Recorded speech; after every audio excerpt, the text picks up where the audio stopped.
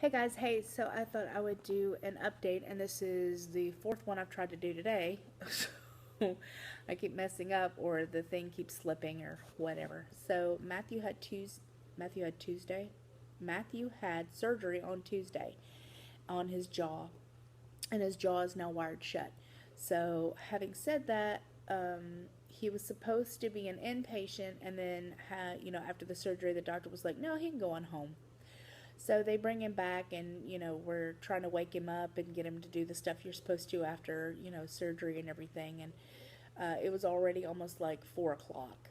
And then his surgeon came in and told us, it was a really difficult surgery, and he had to kind of go in blind because he went from inside the mouth. So unfortunately, after the X-rays were shown that they didn't get all of the bones, so he was like, "I'm so sorry, but Matthew's gonna have to stay overnight, and we're gonna go back in tomorrow and do it again." So of course I have to go home. It's really late. I'm exhausted. I haven't really slept. I haven't eaten. Been worried about him all day, and then I almost get in a wreck, and there were complications with him and the anesthesia, and that day was probably one of the worst days of my life. It was really, really hard. I don't drive at night ever, so um, and I don't know all of the rules of the road because I'm not a driver. I don't like driving. I was in a really bad car accident years ago, and driving is not my forte. So that night, was very drama filled and very stressful, and I never want to have to go through that again.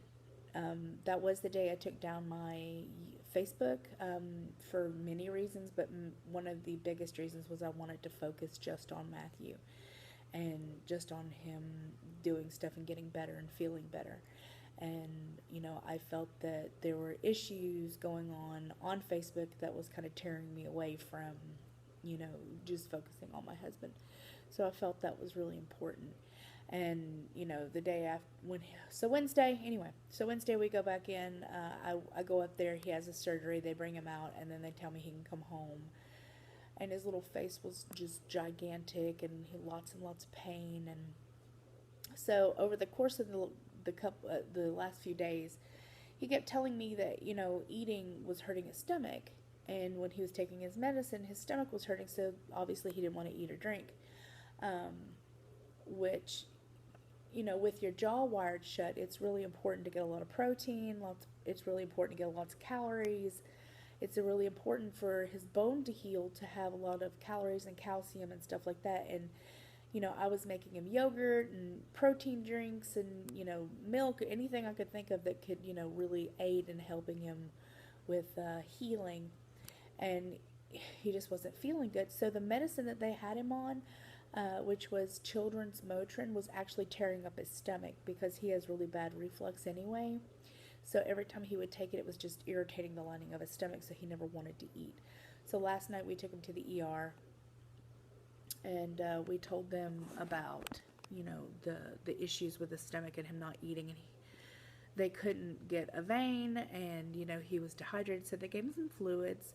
They also gave him some Zofran because he was just really, I had just given him a dose of the Motrin, so his stomach was really bothering him. He got nauseous, and then he went ahead and took some Zofran through his IV, and then the doctor talked to me about maybe changing his meds. So he was going to give him liquid morphine, and we were like, okay. So he gave him some. The nurse came in and gave him some in his IV, and he had an instant reaction. It was awful. We saw the rash creeping up his hand, all the way up his arm, all the way up his shoulder, and starting to cross his neck before the nurse came back in and gave him some Benadryl. And the minute he had Benadryl, he was instantly better. And then we now know that he can't do morphine ever. So he's back on what he was on, just a higher dose. And today he's feeling a lot better. He's more alert. He doesn't seem to be having any stomach issues. He's eaten twice. He's drinking tea, and I'm taking really good care of him. And his mom has to leave tonight, but hopefully she'll be back on Wednesday. So last week I went and had, let's see the time. Okay. Last week? Yeah, I guess it is last week. Friday I had the mental health, I guess, interview. Kind of when you're getting surgery, for at least for this hospital, you kind of have to have a processing interview with a mental health professional. And I went in there and I talked to the lady, and she was really nice. She kind of sat there and started to tell me about gastric bypass, and talked to me about all the stuff that goes along with bariatric surgeries, and what happens when you get plastics. And she was just giving me kind of the general rundown that I guess she gives everybody. And then I kind of stopped her, and I was like, and then I started to talk, and I was like, okay, well, I agree that this and this, and this is this, and you need to do this to make sure that you don't do this. And I still had an hour left, and she stopped my interview, and she was like, I have never met a patient who knows more, just as much about bariatric surgery and surgeries that surround it and what you're supposed to do before and after as I do. She was like, you're fine. She was like, I'm going to put the notes in right now. She was like, we're done. It felt really good. It felt really good to know that all my research and my dedication and all of the things that I know that I have been putting to good use in my life, that I'm doing the right thing. It felt nice to be slightly validated again that I am doing what I'm supposed to.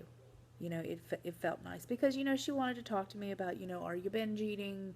The typical stuff.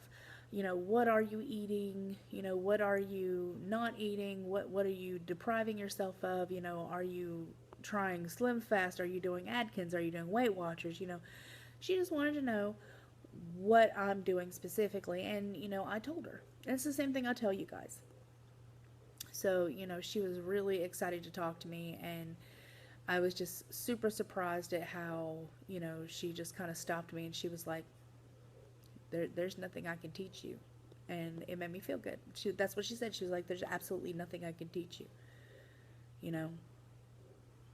She's like, I've been doing this for like 10 years, and there's nothing I can say to you that you seem to not already know. So that just made me feel really good. And it also helped me realize that this is definitely the road I want to go down. This is what I want to do. I'm definitely trying to figure out if I want to become a bariatric specific nutritionist, or if I want to become a bariatric advocate, a patient advocate, and then just go into the bariatric field. Whatever it is I'm gonna do, it's going to be for bariatrics. Like I already know that.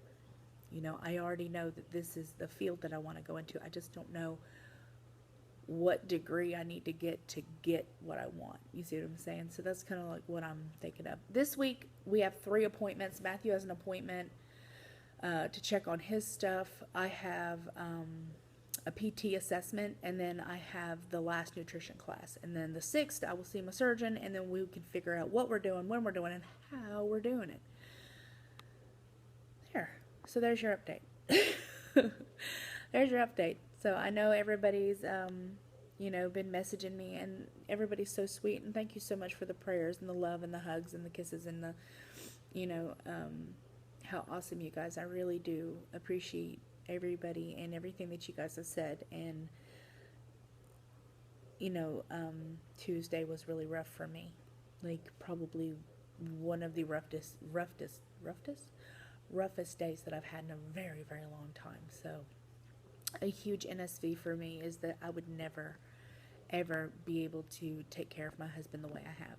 There was no way I'd be able to walk all that way through the hospital so many times, and trying to find different doctors and going to different rooms and carrying all our stuff and going back to the car and coming back and being able to help him in and out of the car. I was 512 pounds. I was in a wheelchair. There was no way I would be able to help him do anything, put on his clothes, help him to the bathroom, lift him.